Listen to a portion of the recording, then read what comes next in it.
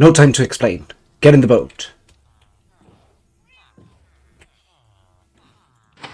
So I'll have two number 9s, a number 9 large, a number 6 with extra dip, number 7, two number 45s, one with cheese, and a large soda. Guys, the drive-through service in here is terrible. Where are they? Just do your work. Well, with that, hello, and welcome to yet another episode of the Let's Play series. So, we have been actually putting some work off camera, and I'm actually going to show you everything that we have found. So, the first thing that we did find is actually right behind, right over here. So I was, preparing this area because we are going to use this to make a farm. But, yeah, if you come this way, you find this lava pool. And if you come down this way, you find this massive cave system over here. So we did all the lighting up, we did a ton of exploring, we found, even another geode. But yeah, we have all of this space that we can definitely use for actually some of the big farms that I would like to have. We can even decorate this place. But yeah, and this keeps going and going. I'm going to show you the other, kill this slime. Yeah, and over here, it even opens up to another section. To another section. Okay, the only bit that we didn't tackle was, you can see that we have been here. The only bit that we didn't tackle was this one. And there's even, still mobs down there. And if we go, we even have more cave on this side over here. And if we come this way, we start seeing all of that. That's because over here we have a dripstone cave that it is a nightmare to mob proof, to be fair. Like that over there, it's a creeper hole. But yeah, now we do have all the dripstone that we are ever going to need. First, we will have to, we'll have to put all the torches to make this place actually, usable. The other thing that we have done is actually in the nether. And yeah, let's give it a look. So if you remember our nether spawn that I actually hated with a passion, so we started putting some work on a sort of nether hub. And you know that, usually people build it all the way up there to make sure that nothing spawns. But, I am a coward, but I'm also a madman. And I decided to do it right next to the lava ball. So if we come this way, it's going to be a long one.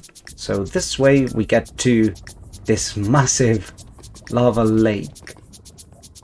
And actually, if we turned left about now, we would get to the bastion. And if we keep it going, we make it to the basalt deltas. And if you remember what was in the basalt deltas, and climbing these stairs, we get to the fortress. So now we have a safe way of making it to the fortress and the basalt deltas to get all the resources that we need. And if we take, I think it's 2 minutes to go back to the main hub. So if we take the other, if we get to the hub and go the other way, we get to the warped forest, where we can get all the warped stem that we need. Yeah, we're going to be able to get all the materials that we need in this area as well. So that, we actually got the hot tourist destinations department for that. So now that we have access to all of those resources, well, there is something that I would like to do about those pillars, but can actually finish the design that I had in mind for tower. Because I was thinking about having a combination of, well, the really exposed copper and the blue stem. So having a blue highlight over there. So let's give that a try. Let's see what we can get from it.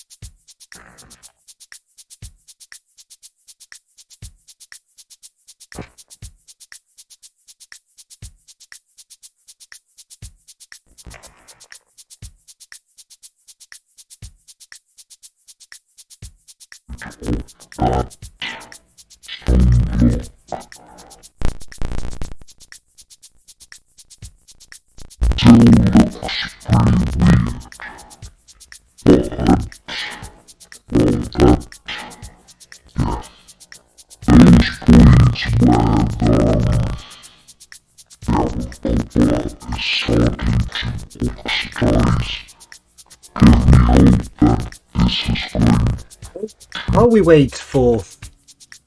What are you doing outside your shop? What are you doing outside your shop? Yeah.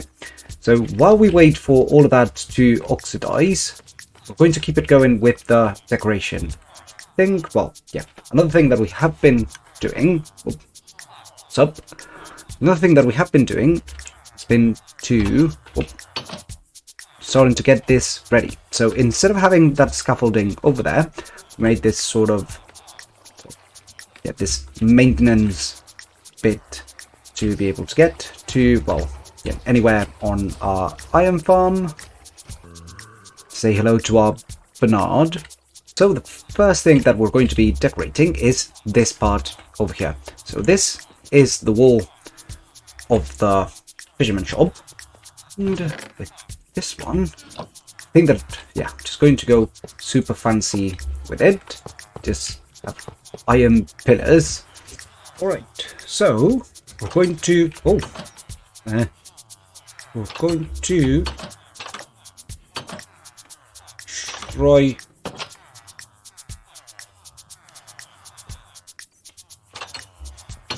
Yes, try to get in and to see how the decoration of the really small iron room came about. So now we do have, well, this sort of, well, this hallway over here, but yeah, I'm very happy with how it came about. So there's this palette over here that is just, well, yeah, that is smooth stone and smooth stone slabs to give it a little bit of depth. Then on the floor, well, yeah, what happened with the iron now that we do have an iron farm, that all of the iron that we mine, we can use it for decorating. I am not 100% sold on this one. I think it looks a little bit too shiny, but well, it's going to stay like that for a while. And then this over here, which I actually took from a video of Good Times with Scar. Awesome builder, and he had the amazing idea of getting, yeah, the smithing tables for the ceiling. So the underside of the smithing table has this red, yeah, this reddish color with the lines. But I think that for these technological bits, it adds to it. So now that we have finished this, and we have our our hallway and the scaffolding over there, can get rid of this. So we can decorate this part of the breeder. Can actually make this, yeah, make it sort of an automatic redstone system to send the villagers somewhere down there. But yeah, we can start decorating all of this and, you know, for example, getting rid of, well, yeah, covering the dirt, putting a big window over there, and yeah, making this look not as bad as it does. So the first thing is going to be just sort of, well, yeah, to sort out the walls, because I'm thinking about sort of following this over here, so it sort of comes a little bit forward. But, well, let's start putting stuff together, and let's see if I have to backtrack on every single idea that I had or not. And with a little bit of an control, we have completed the breeder. And yeah, very happy with how this looks. Yeah, we'll take a look from a little bit further away. But get in here, we have decorated the inside, well, yeah, with this extension of the dent from the outside, this basalt floor that I'm really happy with the pattern that we have over here. We expanded a little bit sideways because then we didn't have the space over here. But yeah, very happy with all of this came about. We still don't have, well, the zombification step that we could, but yeah, but for the time being, I'm really happy with the decoration that we have. And looking at it from a distance, yeah, I really like how it looks, yeah, with that window and the iron farm that we can see from here. So very happy with this design, and our tower is starting to oxidize.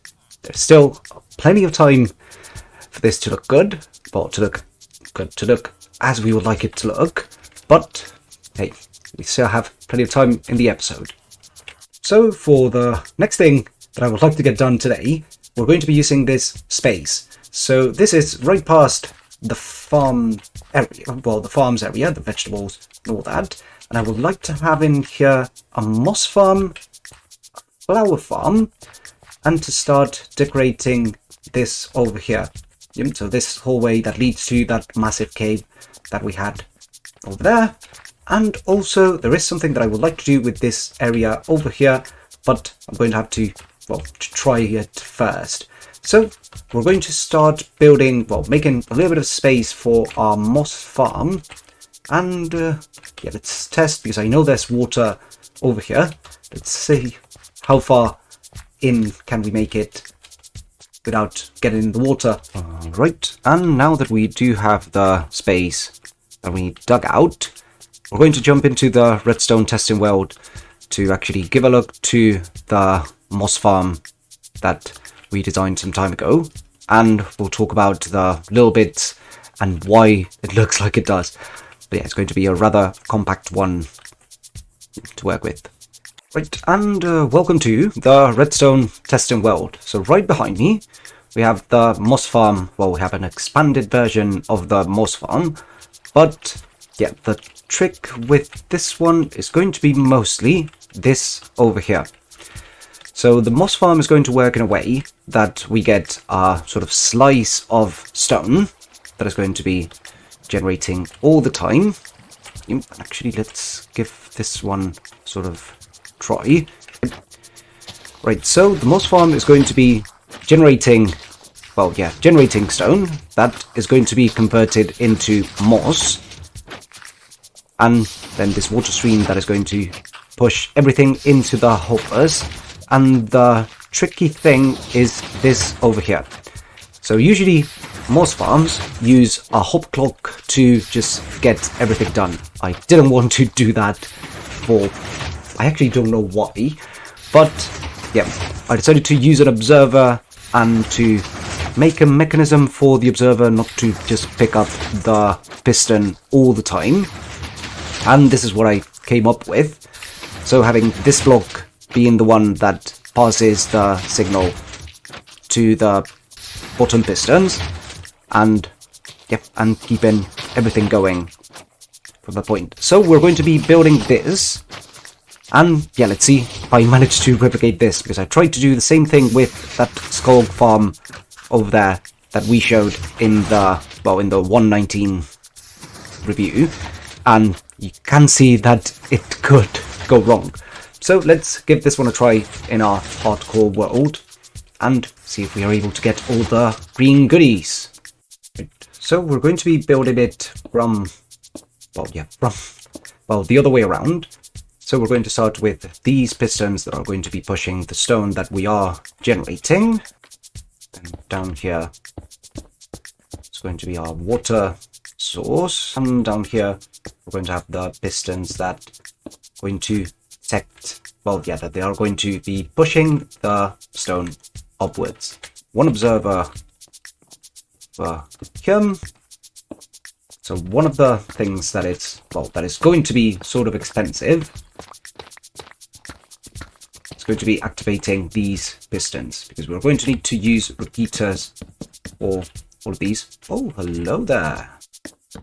Right, so with our speed tape complete, so now we have this detection, we're going to get the cooldown system, and for that we need redstone torches.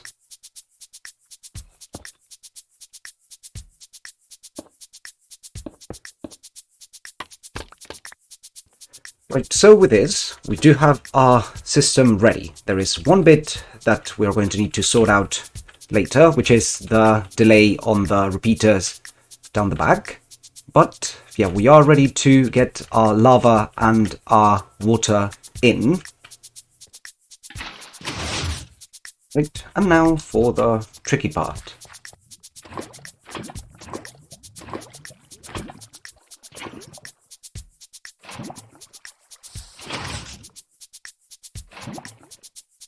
Now that we do have the lava, we need to be extra careful around this of getting, yeah, getting a system like this. I think I found a fix.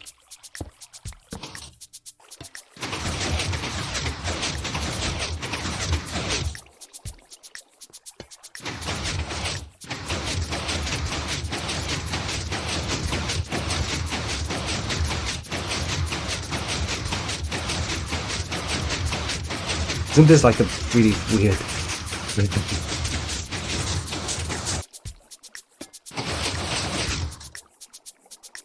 Yes, that's the one.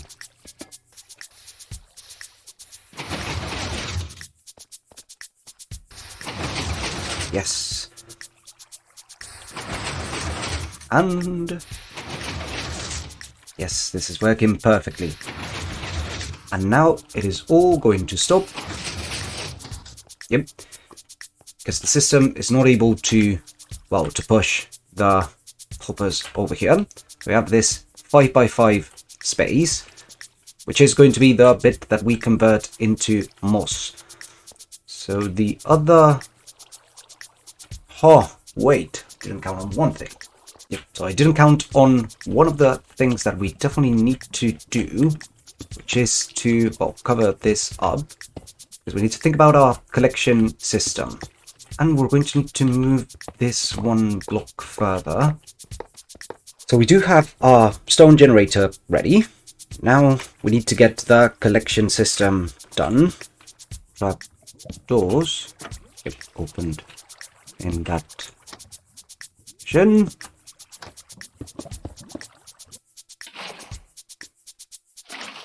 Now this should be the water that pushes all of the goodies down there.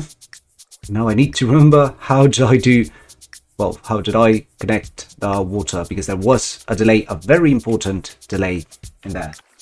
So for this bit we are going to be using a pulse extender that I actually got from a video by Gecko, which, yeah, I'll leave the link in the description for you to give it a look, because in the end it's one of those small things, that in the end you always forget how to make. Yeah, so I actually just forgot how to make it. There is another crucial thing that I forgot to mention, which is that this block right here needs to be furnace. That furnace is going to be protecting our moss when all the stone comes in. So yeah, we're going to be getting all the moss from the sides, but not from the center, if that makes sense. The other thing that I need to remember is that this should be closed, or should be normally closed. And if I hit this button,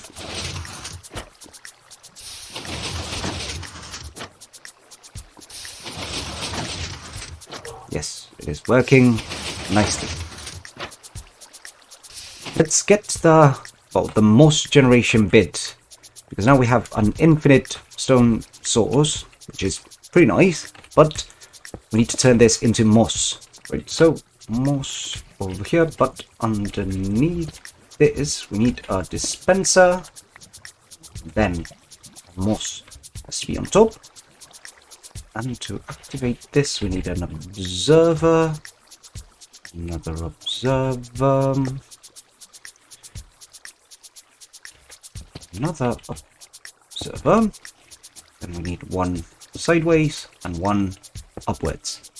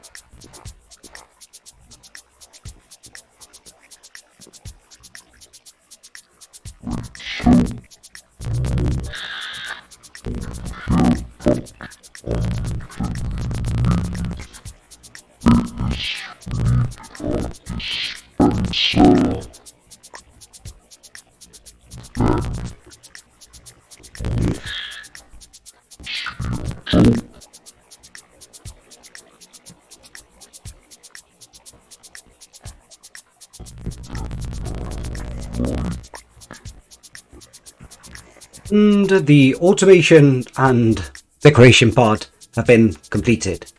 And, well, let's first look at this bit of puzzle that we have made. Then let's look at that moss farm completely decorated and that sorted storage system that we have. And that thing over there. So we are, and we still are, at a plains biome.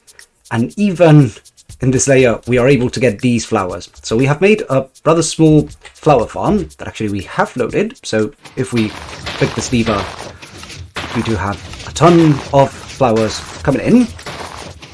Then, yeah, the moment that we turn it off, we get all of these. So this means that we can get some light grey dye, some yellow dye, some blue dye, and some more red dye that we are going to be able to put in one of these chests. And also we're going to be able to farm mushroom blocks, because on Potsol, mushrooms are going to be able to grow no matter the light level. And if we get ourselves some bone meal, and if we pop that, we're able to get these the mushroom blocks, that if we chop with this Fortune 3 axe, we're going to get a ton of the small mushroom. Well, the small mushroom, yeah. And if we use Silk Touch, we're going to get the full block. So another decoration block that we have at our disposal, together with some dye. And the part that I'm the happiest about, just this moss farm. So now we have done some redstone trickery. We have a T-FlipFlop over there. It still amazes me, the fact that there's a circuit called a T-FlipFlop. So we have our T-FlipFlop to turn it on and off.